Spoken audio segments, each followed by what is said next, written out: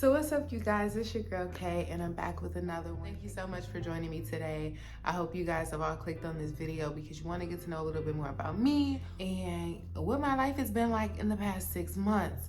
Let's jump right in. We're gonna do this really quickly because I'm not gonna waste none of y'all time. I want to share, right? The last 6 months of my life have been tough, to say the least. They've been tough, but I've been very blessed. I'm very grateful, and I've had so many growing moments in the last 6 months that I can be appreciative of. But let me just pause and rewind. So I moved to Arizona some point the year before last, and it was my first year here. Didn't know anybody. Came down here with a job that within the first couple of weeks of training, I'm like, that's not it for me, which is 100% okay, guys. I would rather you tell a job, I don't want to do this within the training period, than wait, start working, do whatever you got to do, and then leave, right? Because that's just petty. You wasted their time. Somebody else could have been training with them. But you get what I'm saying. Anyway, didn't like that job, left, started working somewhere else. Really good company, Bob's Discount Furniture. If you know who they are, I was a great salesperson on the floor. Let me just let you know, I was helping trap them deals out, and I had very happy customers. Of course, the occasional, I'm gonna hold that comment, but I did that for about a year. Okay, Legend wants to make an appearance. Legend, get your booty out the camera. Okay, say hello, hi. All right, now say bye. So I did that for about a year, and I enjoyed it because I'm the type of person I really enjoy building relationships. And prior to moving to Arizona, I was working as a HR representative and a recruiter. And I loved it because even though this was at the beginning of COVID, it really had just hit when we moved to Texas. And I was like, can't really do anything, can't really explore like I want to. But that job really made me understand how much I enjoyed seeing people, elevate and achieve their goals and get the jobs that they want versus the jobs that they need, right? That's important to me. Okay, another dog is about to make an appearance. Leonie, guys.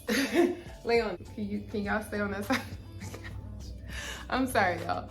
But anyway, it taught me a lot about myself and what I wanted to do. All right, Leonie, a lot about what I wanted to do and who I wanted to be as an individual. So I decided to leave the job at Bob's, right, selling furniture, which is really great income, and I decided to do something else because I wanted to go back to what I enjoy. Even though I liked being on the floor, I liked making a good sum of money without actually having to worry about, how much was I selling, and different things like that. It was what made me decide to officially make a full transition.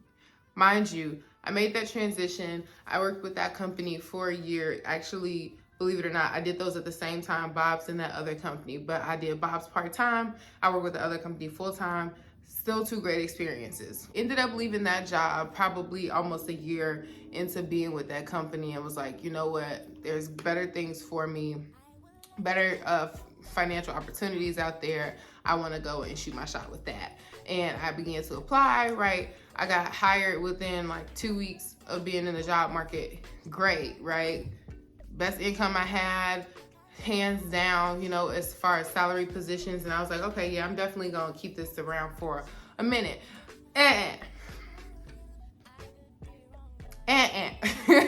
Okay, long story short, I wasn't there even 4 months. I wasn't even there 4 months. The first week of being with that company, I was called, a dog, a reference as a dog. Myself and another African-American employee. Now, I know this trick ain't just called me no damn dog. Who is she talking about? It can't be me. And I'm just like, something in this equation seems a bit off. Nothing was really done about it, which made me also feel very uncomfortable. So again, after 3 months, almost 4, I was out of there, right? Fast forward, I was like, okay, maybe there's a different purpose for me, right? Like maybe HR, maybe I shouldn't do that, maybe because I had bad taste, and I was just like, okay, maybe I need to try something else. This shit gets good. Y'all, I went and I started teaching. I started teaching. Now, I'm a great person. I could say that. okay? Because I'm a great person. And anybody who knows that they're a great person should admit that they're a great person to themselves and to the world, because if you don't believe it, then who will? But anyway, I was like, okay, I'm gonna teach for a little while. My mom's a teacher. She's been a teacher for several years now, and unfortunately, I feel like I got cheated. I'm the oldest. I feel like most kids probably like, I don't want that. Like, I don't want my mom in my school, but my sister got to experience that. And I thought that was lit. You know, like, I didn't get that. And I'm like, I'm a little jealous. You know, I gotta want that too. But I didn't get it, right? So I'm like, okay, I have the opportunity to go work at a school that my mom works at. Boom. Now, I started off as a learning expert teacher. Some people don't know what that is, because not everybody goes by this particular system. As an LET, which is a learning expert teacher again, basically I did it for the second graders, and I would take them from class to class, because in this particular school, even in second grade, you're going from class to class. So I would take the kids from class to class, and then I would teach literacy, and I would teach connections. It's not world connections, but that's what it is. So I taught connections, and then I taught literacy, which great. Now, literacy included some stuff like phonograms and all of that great stuff, and teaching the kids how to use phonograms and what they sound like so that they can spell out words. Fell in love with the students. Number one, I'm not gonna say they're not difficult. I'm not gonna say that kids don't have smart ass mouths these days, because they do. I'm also not gonna say that all kids raise their children the way children should be raised, because they don't. Yeah, I thought that was just some TV stuff, but no, these kids really do act like some of the people on TV. But for me, I took it as, this is my opportunity to really instill a change in someone and some positivity into someone that they can take, you know, for years and years to come. That's what I taught. Immediately, they were looking at me to move up into a different role and do something else, because a different teaching position opened up with the school. And so it was like, okay, can you come and teach 4th, 5th grade English? Cool. You know, I went ahead and I accepted the position and the higher salary, and I was like, okay, let's do this. Mind you, I was walking into a shit show. There are not a lot of things really that were going on that I agreed with in several aspects, down to how long the students were allowed to basically BS classes, not, getting homework turned in, not completing annotations. And for me, most of my life, I'll be honest, I went to upscale, predominantly white, Catholic, all girls types of schools, and I'm be real, I grew up in the city of Chicago, so